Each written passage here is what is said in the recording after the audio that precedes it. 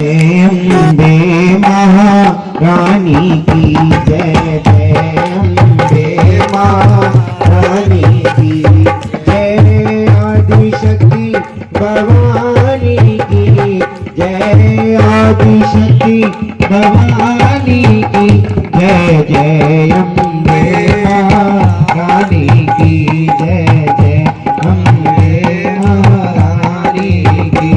बोलो बोलो भक्तों मेरी मैया की जय, बोलो बोलो भक्तों मेरी मैया की जय, मेरी मैया की जय, शेरवाली की जय, मेरी मैया। हरे मुरारी हे नाथ नारायण वासुदेवा, श्री कृष्ण गोविंद हरे मुरारी हे नाथ नारायण वासुदेवा। हरे कृष्णा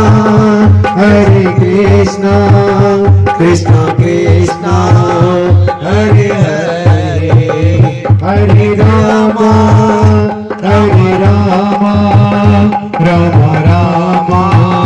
हरे हरे, हरे राम हरे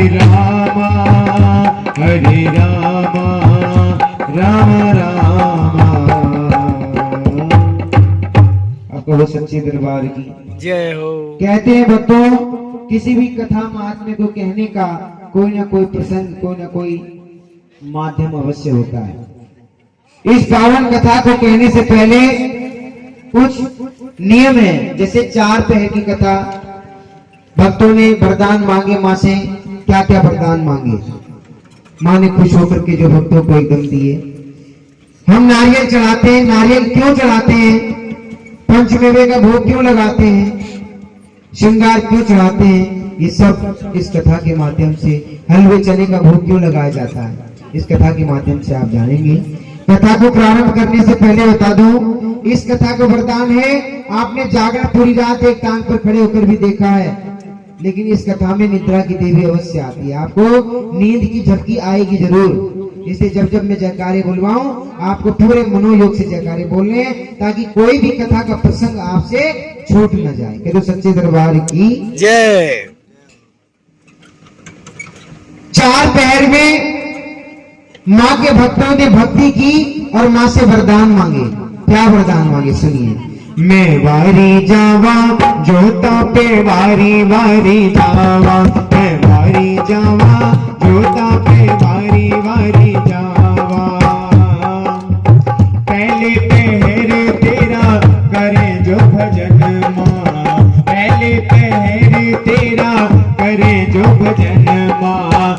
देना हमें बुद्धि का दान, मैं वारी जावा जोता पे वारी वारी जावा, मैं वारी जावा जोता पे वारी वारी जावा। तुझे पहर तेरा करे जो भजन माँ, तुझे पहर तेरा करे जो भजन माँ। देना हमें अन्न धन का दान, मैं वारी जावा जोता पे वारी वारी जावा, मैं वारी जावा जोता पे वारी वारी जावा। तीजे पहर तेरा करे जो भजन माँ, तीजे पहर तेरा करे जो भजन माँ। देना हमें भक्ति का दान, मैं वारी जावा जोता पे वारी वारी जावा, मैं वारी जावा जोता पे वारी वारी जावा। चौथे पहर तेरा करे जो भजन माँ, चौथे पहर तेरा करे जो भजन माँ।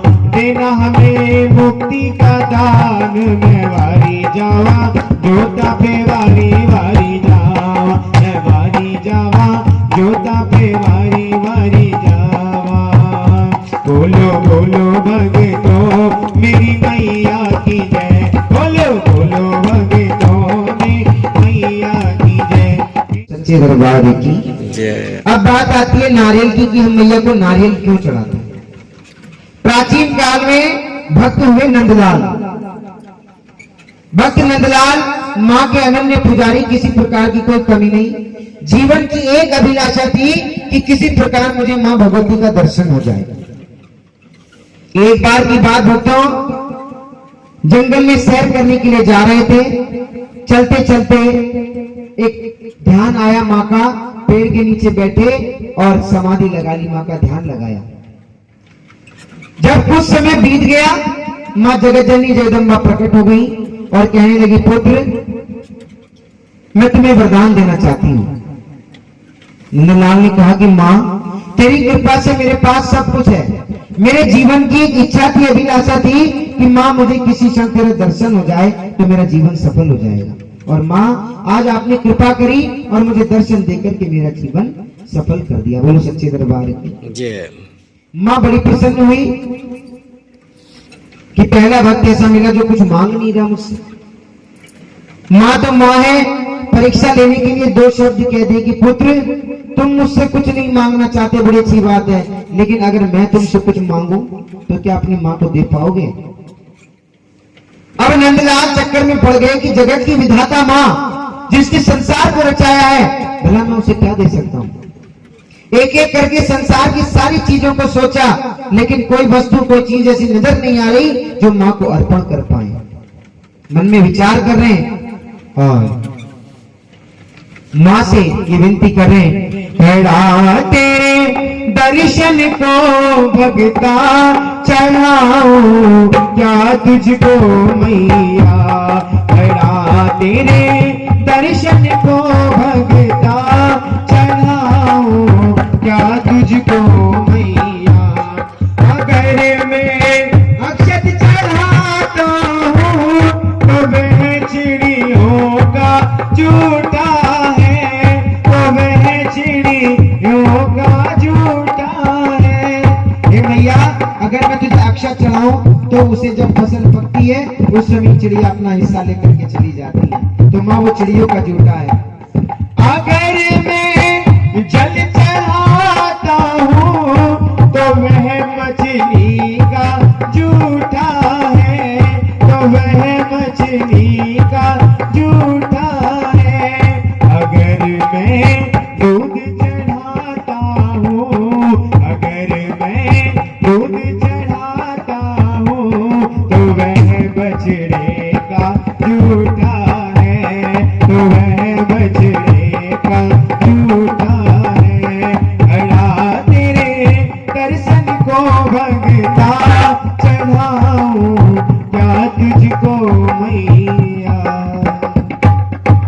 एक एक करके संसार की सारी वस्तुएं सोच ली, पर ऐसी वस्तु कोई नजर नहीं आ रही जो मां को अर्पण कर पाए।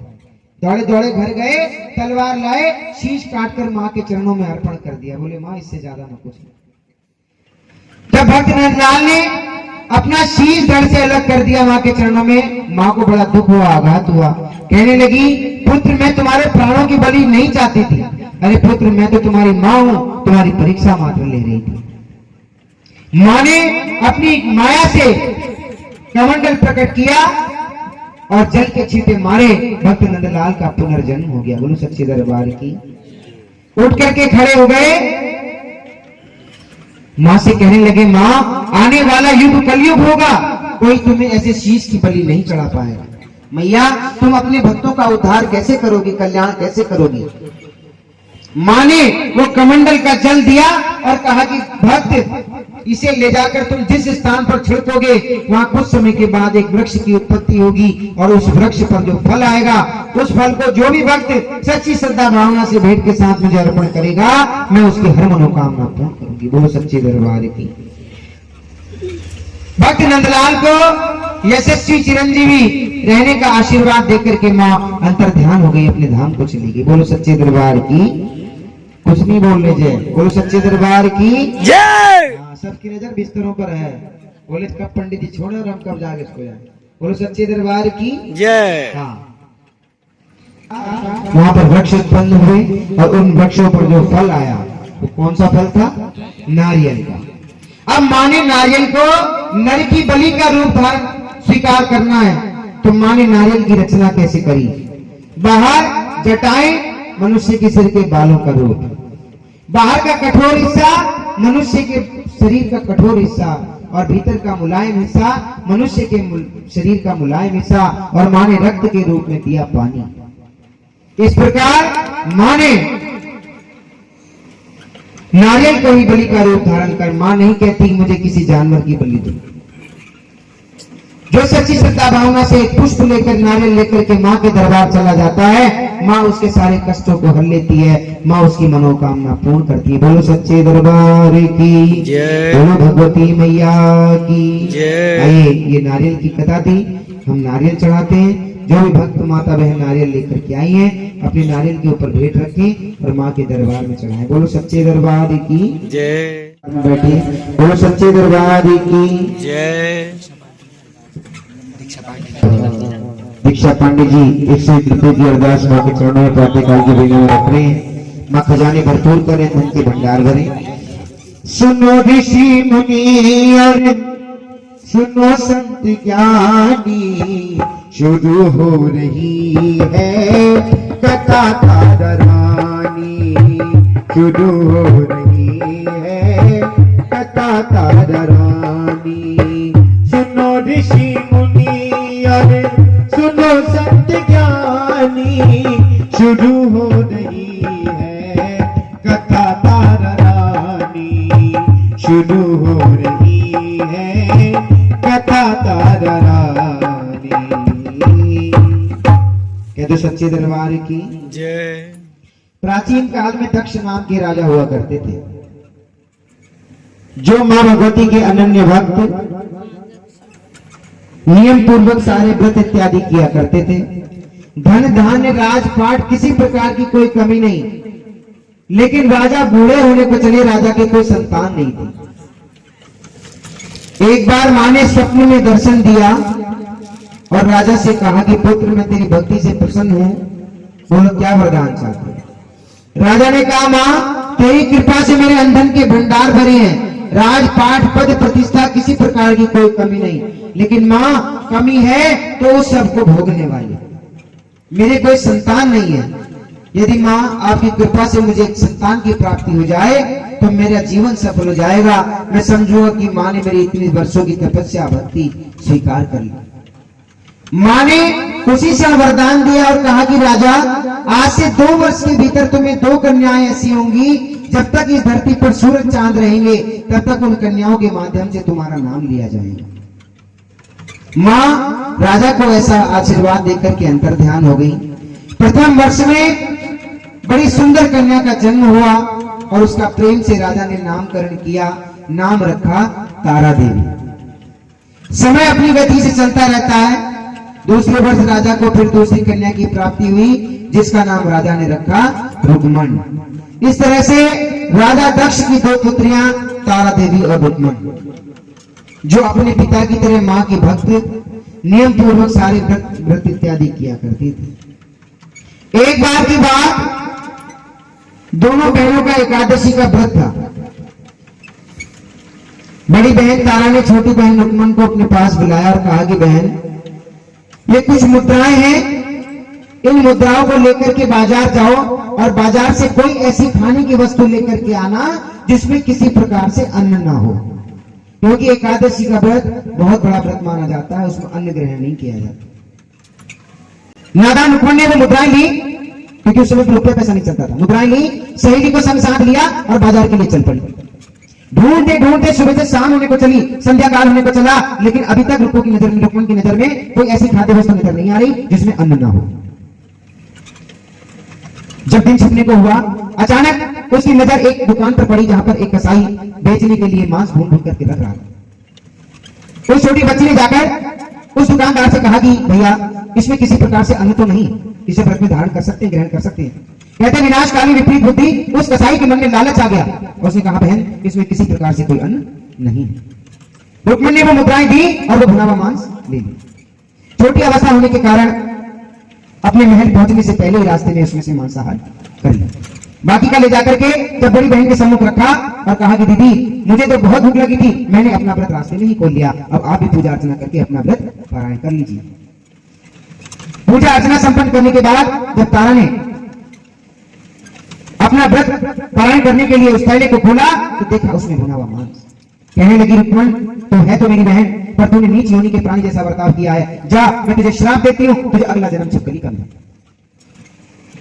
बड़ी बहन के मुख से निकले शब्दों को शिरोधार्य किया और कहने लगी, बहन दीदी, मैं इसी श्राप के लायक हूं क्योंकि मैंने आपका दिल दुखाया है, मैंने इतने बड़े व्रत को खंडित किया है। मैं आपके वचन को शिरोधार्य करती हूँ, आपके श्राप को शिरोधार्य करती हूँ, लेकिन जब मेरा छिपकली योनि में जन्म होगा तो मुझे उससे बाहर निकलने का मार्ग बताइए, प्रायश्चित का मार्ग।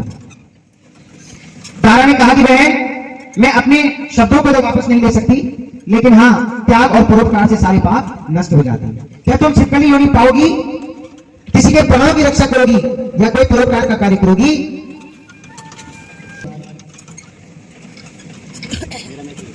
अब कहाँ पे जी कथा में? छिपकली। हाँ, अभी नवरात्र में मैं एक जगह कथा कर रहा था, मैंने एक अम्मा बैठी मिलकर जी कथा में कहा था, बोले पंडित जी मुझे क्या पता कथा करना तुम्हारा काम, तेरे सच्चे दरबार की। हाँ, तो मैं बार बार बीच में पूछूंगा, आप स्मरण रखें।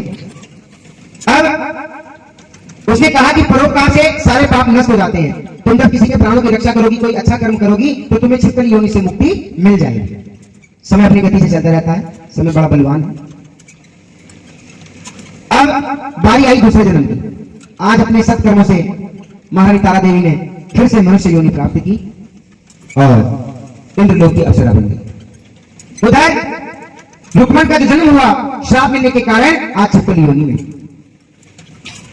उधर द्वापर में पांडवों ने अश्वमेध यज्ञ रचाने का प्रयास किया। सभी देवी देवताओं सहित ऋषि मुनियों सहित दुर्वासा ऋषि को बुलावा भेजा। पांडवों का दूत जब सभी देवी देवताओं को बुलावा देकर, निमंत्रण देकर दुर्वासा ऋषि के पास पहुंचा तो दुर्वासा ऋषि ने प्रश्न किया कि महाराज, पांडवों ने क्या सबसे पहला निमंत्रण मेरे यहाँ भेजा है? अगर सबसे पहला निमंत्रण उन्होंने मुझे कहा है तभी मैं आऊंगा, यज्ञ में, अन्यथा नहीं आऊंगा। बोले महाराज, मुझसे तो सभी को निमंत्रण देने के लिए कहा गया था, सभी ऋषि मुनि देवी देवताओं को मैं निमंत्रण देकर के आपके समक्ष पहुंचाऊं। बोले अच्छा, पांडवों से कह देना हमारा संदेश कि दुर्वासा ऋषि यज्ञ में शामिल नहीं होंगे। पांडवों के दूत ने जाकर के सारी बात पांडवों को बताई। अश्वमेध यज्ञ जिसमें सभी राजा महाराजा, ऋषि मुनि, देवी देवता, नर नाग किन्नर सभी भाग लेते हैं, हजारों यज्ञों के समान एक यज्ञ। अब पांडवों ने कहा कि भाई, एक ऋषि के वजह से हम इतने बड़े कार्य को तो नहीं टाल सकते। यज्ञ की तैयारी की गई, हजारों लीटर गाय के दूध की खीर बनाई गई, ब्राह्मणों के भंडारे भोजन के लिए 56 प्रकार के भोजन तैयार किए गए। अब ये खीर और ये भोजन जहां भंडार गृह में रसोई में रखा है, आज उसी रसोई की दीवार पर वो पहले जन्म की रुक्मण छिपकली योनि को प्राप्त करके चिपकी। उधर यज्ञ संपन्न होने को हुआ, देवी देवताओं ने पूछा, बोले महाराज, सभी के दर्शन हुए, दुर्वासा ऋषि को निमंत्रण नहीं गया। बोले महाराज, निमंत्रण तो गया था, लेकिन वे अपने अहंकार के कारण यज्ञ में नहीं आए। ये बात आकाशवाणी के द्वारा दुर्वासा ऋषि ने सुनी।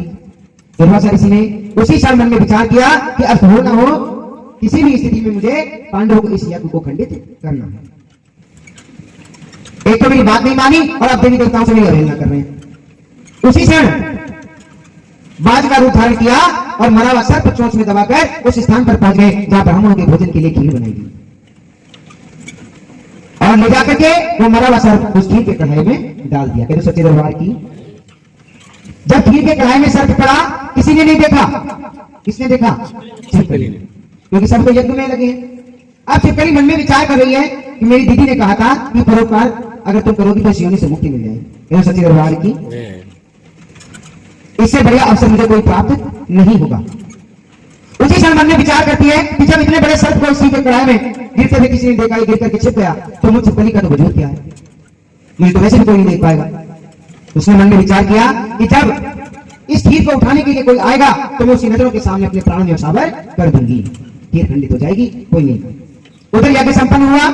पांडवों ने अपने सैनिकों से कहा कि बोले जाओ और सबसे पहले खीर का कढ़ा उठा करके लाना, क्योंकि ब्राह्मण को मिष्ठान पसंद होता है। आज का भंडारा हम खीर से प्रारंभ करेंगे।